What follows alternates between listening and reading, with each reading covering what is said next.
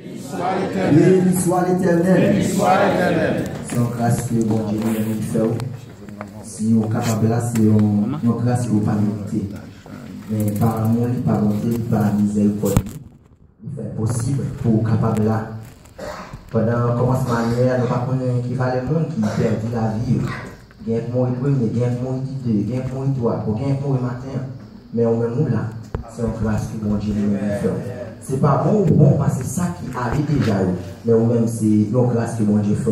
Ça fait au besoin attaché au plus avec bon Dieu de jour en jour. Parce que tant c'est pas commencé, la commencé. Tant c'est fini, la fini. Et à mesure la fini, ou même sous besoin héritier, la vie, ciel là, vous supposez attacher au plus avec Jésus. Parce que c'est lui-même qui est capable de faire toute bagaille qui est bon dans la vie. Encore une fois, bon Dieu bénit nous. Amen. Moi, je ne sais pas si nous connaissons un petit cœur chansam, nous avons commencé à faire. Après, on t'a d'emblée dans le service. Nous ne pas faire un sans où. C'est depuis où là, on a cap fait, c'est raison qu'on ne pas faire un sans où. Parce que nous connaissons. Moi, pas faire rien sans où. Moi, pas faire rien sans où. C'est depuis où là. Et on miracle à faire, c'est raison, pas faire rien sans vous. Nous avons raison qu'on est capable de dire, bon Dieu, nous ne pas faire rien sans. Et tout bagaille qui va chercher, faire sans bon Dieu, puis devant vous pour faire échec là-dedans. Mais tout bagaille qui va faire, que bon Dieu lui-même la donne, tout bagaille qui va faire, ou inviter bon Dieu ne la prend pas avec vous, et vous appréciez, et c'est sûr apprécié à 100%. Mais on va chercher faire pourquoi ou connaître que c'est où bon Dieu d'eau et comme ça on va prendre échec là-dedans. Le temps que les musiciens a arrangé, on a toujours commencé avec même petit chanson, on ne va pas faire rien sans vous. Moi, pas faire rien sans vous. Moi, pas faire rien sans vous. C'est depuis où là, et on ira. C'est raison, pas faire rien sans vous. Ouais, pas faire rien sans vous. Ouais, pas faire rien sans vous.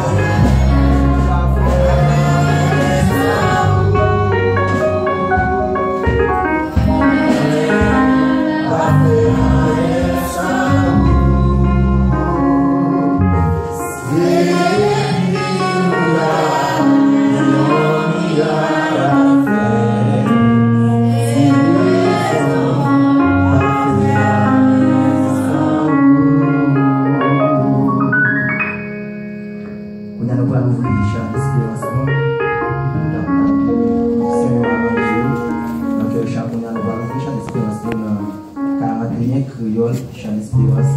Jésus, c'est la présence où la moindre plaisir. Tant que je sais par Jésus, c'est la présence où la moindre plaisir.